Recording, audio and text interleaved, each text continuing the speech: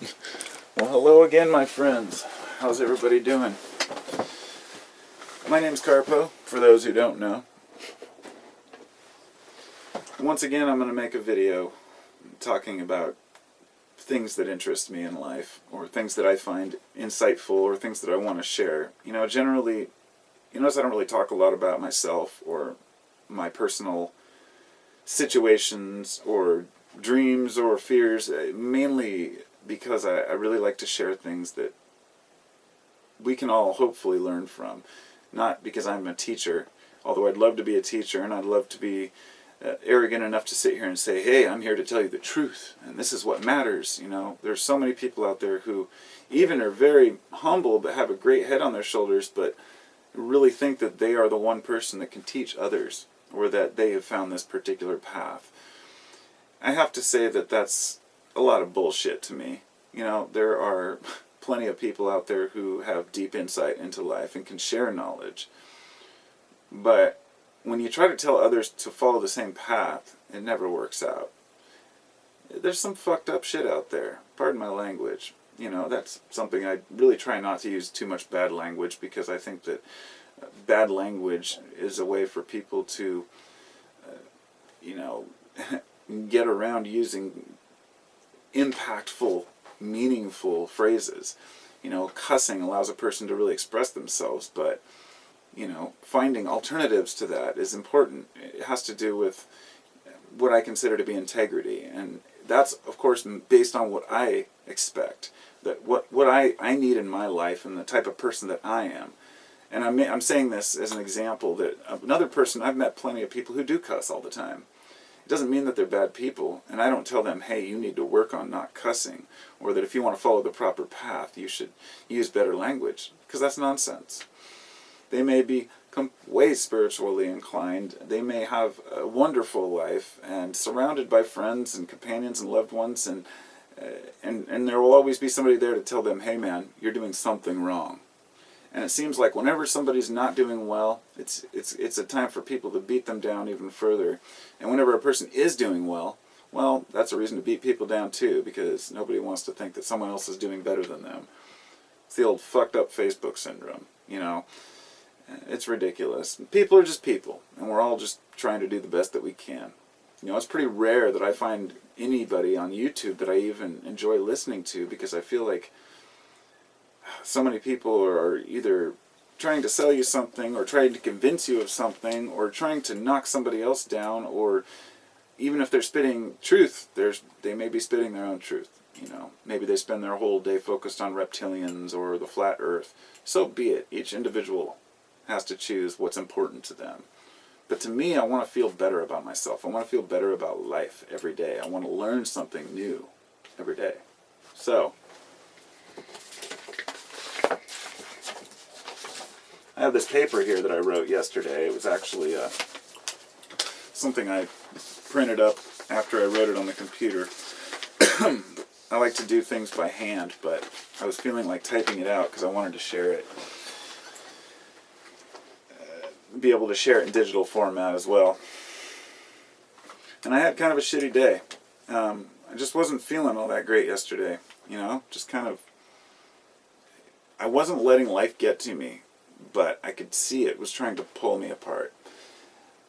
Everything comes to a head sometimes in our lives, and we wake up one morning and think, shit, I have a lot of things to deal with.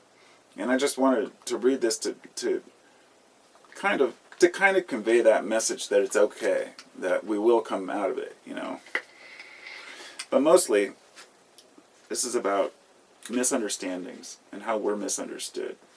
Because a lot of the things I'm saying to you right now, you may be misinterpreting my intentions, and that's fine, because I'm sure I do that to a lot of people too.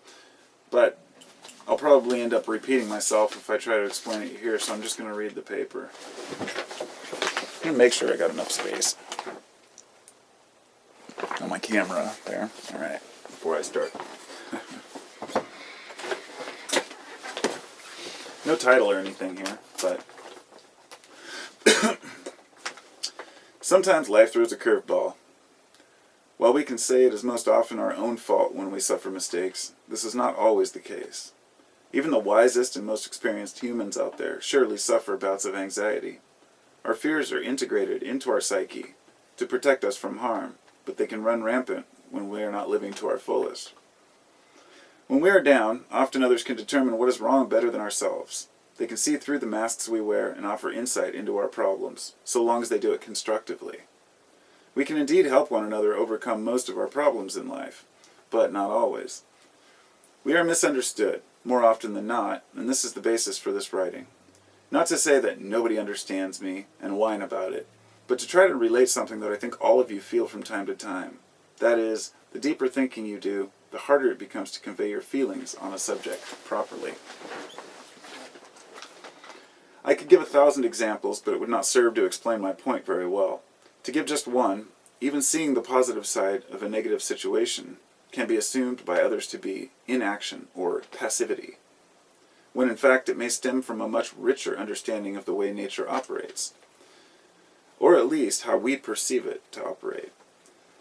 We may have run that situation over and over in our minds and come to the conclusion that we prefer a utilitarian view, or perhaps we even lean towards an ideal rather than a reality. But unless we explain it well, we may cause ourselves a headache. Less words are more when possible. In any case, we are more often than not misread, and that confusion can cause tears in a relationship that endure, and a simple misunderstanding can lead two people to stop talking completely. Then, upon closer inspection, at a later date, they find that it was merely semantics, a word misplaced, or an important fact omitted by accident. Now imagine how many passing conversations that you have had in the past with people you don't know that resulted in walking away feeling angry, frustrated, or dismissive. And how many of those would have been resolved by further explanation? Or what if less explaining would have been preferable? Vape break.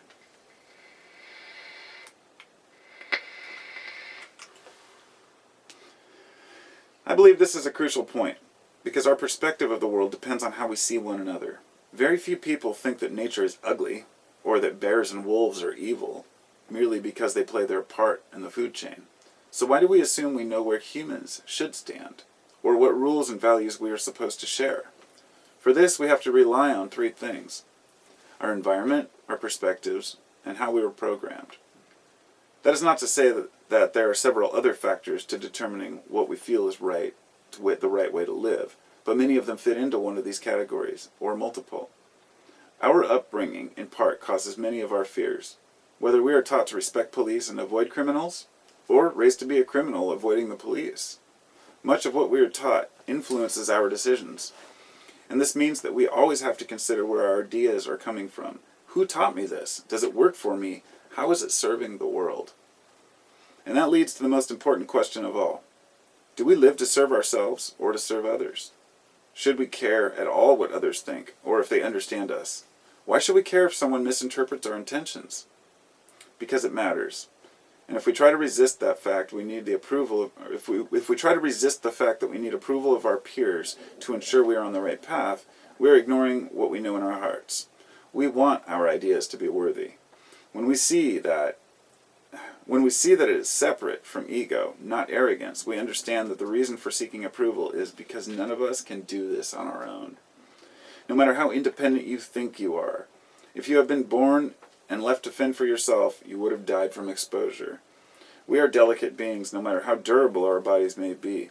Some of us choose to become introverted, and this causes us to create our own delusions about reality that we inhabit. Sometimes these delusions allow us to survive, but often they cause conflict. The more socially adapted we are, the better we fare in the game of life in the modern world. Our psyche is the same way. It can be damaged, and when we do not heal, our pains manifest in many forms. Page 3, vape break.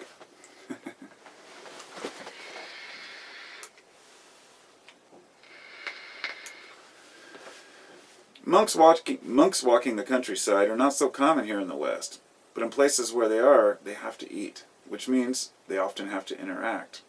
Some are required to preach sermons or share knowledge in hopes of gaining a meal for his efforts. In essence, this is working. Sharing knowledge is work, but a good work. This leads us to a problem.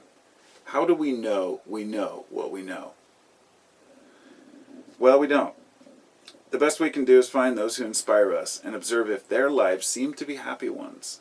This seems silly at first, but observing entire cultures to see what makes people happy and what does not can be a valuable lesson. We see that just because a person has religion, this does not mean he is happy. The more a person tries to convince me something is true and right, the more suspicious I become of it. This is because most of the natural laws, or truths, are apparent to everyone. Beliefs, on the other hand, are not so obvious and not proven. This is why we have faith, which is not fact, but for some it is the only truth. This makes for a difficult conversation when two people hold opposing viewpoints. This leads to even more misunderstandings, such as the fact that something as simple as the question of what is God can create enemies between people forever. This is important because it shows that we are far more able to tolerate stupidity than differing beliefs. We may call someone an idiot for not knowing what a word means, but we will forgive and forget. This is because their lack of knowledge does not affect us adversely. However, if someone says they do not believe in the same God, we feel that is enough to assume they are unworthy of conversations, or worse, put to death. Historically, this has been the case quite often. History has a grim outlook on independent thinking, because it causes people to question themselves and their world, as well as their leaders and the structure of the society. And what is wrong with that? Well, it causes us discomfort. This is merely because it forces us to consider our worldview, and that is unacceptable to many. So this leads us back to misunderstandings. They will happen, and often, perhaps more often than we are aware. And those are the ones we need to watch out for.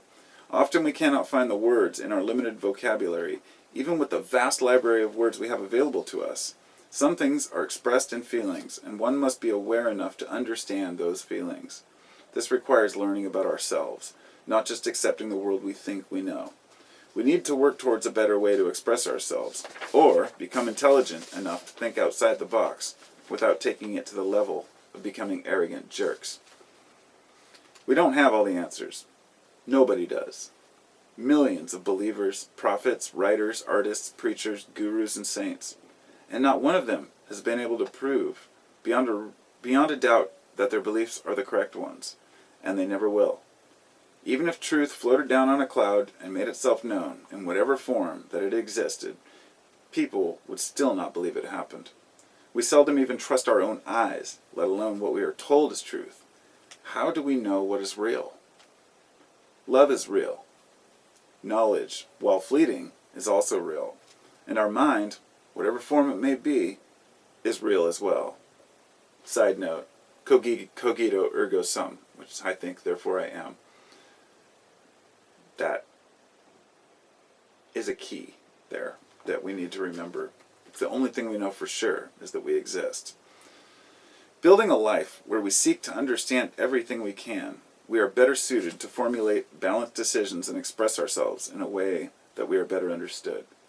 We want to know what is right, what is real, and it is easy to give up and take beliefs that we are taught by others, even when we see those people are unhappy in their lives. Why do we do this? Because we are told what is right, instead of feeling it in our hearts. We may not be able to trust our senses well enough to agree on all things, but I know nobody who thinks love is a bad thing. What does that tell us? That our hearts know more than our minds? And if we follow that truth, we will cease to be misunderstood, because we will develop the patience to explain ourselves better. Most of all, we will cease to find it necessary to prove we are right to others. Because no amount of cursing and insult will cause a person to change their mind. Only reason and explanation. We are in this together. We cannot walk away from what we know to be true. Peace and stuff. Carpo. And I wrote that when I was in a little bit of a kind of a downtrodden mood yesterday. And it ended up being more about misunderstandings than what I really wanted to write about, which was, feeling like crap. Everybody's going to have ups and downs. It's the roller coaster of life. Sometimes it's our own fault. A lot of the problems that we have are our own fault. We're in a grumpy mood. Well, did you eat breakfast? No, I didn't have time. Well, you caused your own bad mood by not having enough nutrients in your body. You're getting flustered and frustrated. But sometimes we can't always control that. I mean, I highly respect people who can get up every day and have their consistent, perfect meals that are, rich and healthy, and they go out and they exercise and they do all the things throughout the day that they need to do to remain healthy and functional mindset. But there are external factors which come into play, and this is what people don't realize. For example, when a person's trying to give another advice on how to be, happier, they'd say, well, you should get out and walk 5 miles a day. Well, maybe the person has a bad leg. Or maybe you should do this or do that, but maybe the person has children. A person who has kids and a person who doesn't has a different schedule and a different lifestyle. It doesn't mean that you can't do the things that you need to do. It just means that our minds are consistently distracted by external needs and situations. So you may want to come in and make a YouTube video in your room, but if your kids come out and interrupt you, then that interrupts your session. Same thing could happen with meditation. Perhaps you have an emergency and you have to go pick someone up. These are just normal daily obligations that we have. It's not just people. It's jobs. It's hobbies. It's emergencies that arise. And so we deal with them the best we can. We try to cope with it. And I think that most people understand that misunderstandings between us, and they often arise from people trying to convince others that they understand what is correct. And we just have to remember that there are so many different types of people out there. We're all influenced one way or another by our environments, and as well as I would extend into the star charts. I don't talk about astrology, but I resonate closely with all the descriptions of my star sign, which I should put out there and say, it's funny because over the last several years, I have had so many people try to guess what sign I am. And not one of them have guessed right yet. It's interesting to me because many of these people are people who study certain star signs and they understand it. And I say, well, it just shows that I may very well be misunderstood because all of the signs on my star sign resonate with me. But if I'm not expressing that, then I am not being understood the way I see myself. And I've learned to accept that. Misunderstandings are just part of life. So we do what we can. So I'm going to wish you all well, and hope you all have a wonderful day. Talk to you all soon. Peace.